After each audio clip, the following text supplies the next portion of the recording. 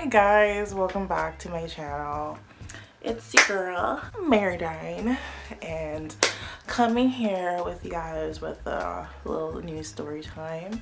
It's a story that happens to a lot of people every day. It's good for me to share it. I've been hesitant, I've been kind of embarrassed about the situation, but let's just get into it. This story starts out like about 5 years ago to Niagara College, and I was taking business and I was living on my own for the first time. I was working at Walmart, struggling a little bit. It was stressful, working all the time, working every day. It wasn't the best thing. And I was living with a roommate at the time, and I don't want to say her name. Let's call her Bubbles. She was like really cute. She like talked like Bubbles, like from the Powerpuff Girls, like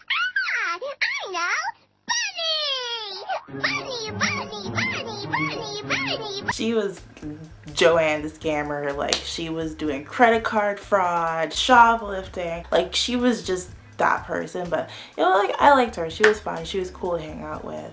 And we also hang out with this other dude. Let's call him Pablo. And there's a reason why I call him Pablo. I'll tell you a little bit later. Me and Pablo, we worked at Walmart together, and we all hung out together. It was really cool. And me and Pablo got fired from Walmart. Like, it's a whole long story. I was freaking out because I'm like, it is so hard getting a job out here. Like, I don't know what to do. Like, and I was thinking, like, around that time, like, a lot of people my age were like, really making it. Like, I just kind of got fed up. It was really sad. I didn't know, where the next paycheck was coming. So Pablo, thinking he was Pablo Escobar, his big brother like was in the game. Pablo's like, you know what, like, I'm not trying to work no little part-time job again. Like, trying to get this money. We're in business school, let's do some business. I'm like, okay, Pablo Escobar, okay, let's do it, about it. And Bubbles was like down for it because she's a scammer and she's down for anything illegal. Anytime she got caught, her dad was like really well connected, so he got her out of everything, so she didn't really care. And we're like moving it quickly, like, rent was getting paid, and then like Pablo's like, you know what, we're moving really good, buy a building and like have people come in and like have like a legit dispensary. We bought a place, we hired like friends. It was crazy, like so many customers, so many people. I'm like, wow, we're like running like a legit business right now. I'm like, wow, like once weed's legal, like we're going to the moon. One day, it was a really odd day, and we were running, like I was running the register, Paul was running the register, and boom boom boom, please come in, took everything, arrested us. I was like I've never gotten in trouble for anything in my life. Like, it was like crazy. Like, I was like so many things were going through my mind, and I was just like, what is happening? Bubbles is downstairs. They're handling everything outside. They're clearing out all our customers. There's like a little door downstairs in the basement that leads outside. That's all I see from like the storefront. I started busting it down the street, booking it. And I think one cop went after her, but like I don't think they ever caught her. Like, she just booked it, and all of us, we got arrested, went to jail, booked and printed. And I was like freaking out, and like the next day I hear like those little cute little voice being like, oh my god, I need to talk to my dad. I'm like, wait, is that Bubbles? They caught her, so she got arrested. We all got sentenced. Like, they were charging us for like drug trafficking, keeping the proceeds. Like, I got sentenced for 2 years, and my boy Pablo, he got sentenced for 5 years, which is crazy because like it was kind of like we all did the same thing. My girl Bubbles is legit Joanne scammer because somehow got away with it. And like I said, her dad was like really well connected, and her lawyers were like probably OJ's lawyers. Like, she got off like scot-free. She dusted her hands with everything. She walked out the court at the end of the day. Me and Pablo, we walked into jail. Like, I did time. Like, it was, we make up that prison population, but compared to the population of the entire nation, we're just a small little minority. We're a small little group. And then compared to, you know, other racial groups, like, it's crazy to think that such a big part of our group is in the system. Paulo, he met that, like, that whole stereotype, young black male doing criminal activities, and they just gave him the book. Like, it was unfair. And like, black males are more likely to go to jail than get an education, than, you know, to start a family, to start a business, to have a life. To, like, you're more likely to go into this little box than have a life, which is crazy. More likely to get incarcerated and have a higher sentence than women. We and Paulo we did the same thing, but he got a higher sentence and I didn't. Bubbles, you know, white woman, and she did more other things. She had a history of doing things. I never been arrested. I never had a criminal history, and she got off.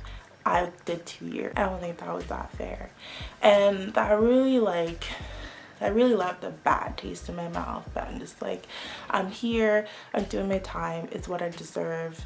That's what I thought at the time. And I had an opportunity to listen to a lot of stories about, you know, the girls that were there, and it's really sad. You know, they're in such situations where they can't help but do the things that they have to do. They, you know, they have kids, they have families, they have people they need to take care of. Like, they're, you know, marginalized, don't have that job opportunity. You know, when they're going to apply for a job, someone's gonna get it over them because of, like, the color of their skin, because of who they are, where they come from.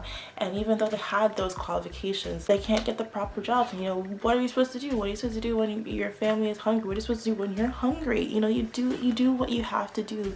And, you know, they have no choices, and it's like they don't have a fighting chance to be a functional person in society. And it was a really eye-opening experience. And if you're wondering, like, what happened to Bubbles, find her in Forbes magazine, because she took over the operation after we got arrested, and she kind of went underground with it, kind of kept it hush-hush and low. You know, once, you know, weed was legalized, she got a legitimized business, and it's doing well. It sucks to know what could have been. You know, I really enjoyed the business I was in. I really felt like I was helping people. She's always like, you know, like, come help me, like, it'd be so cool, it'd be like the old times, whatever.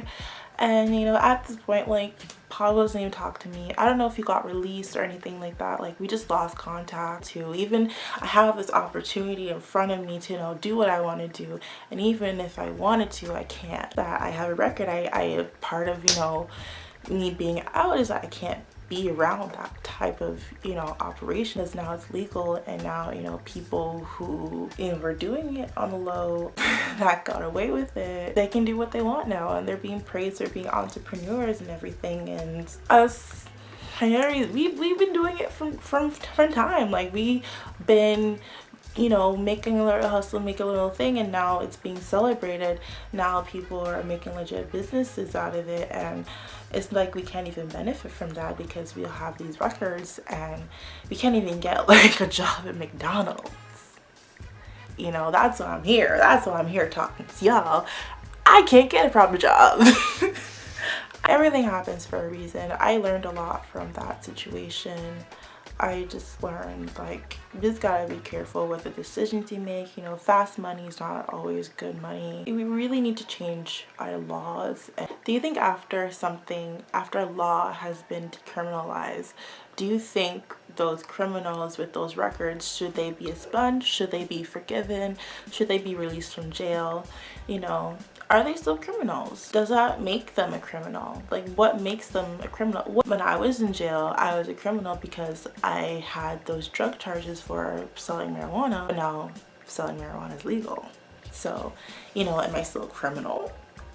Like, should I still be labeled as a criminal when I go to get a job? You know, should I still be labeled as an ex-con? I'll just leave that question for you guys. But thank you so much for coming to my channel, and don't forget to subscribe. Bye.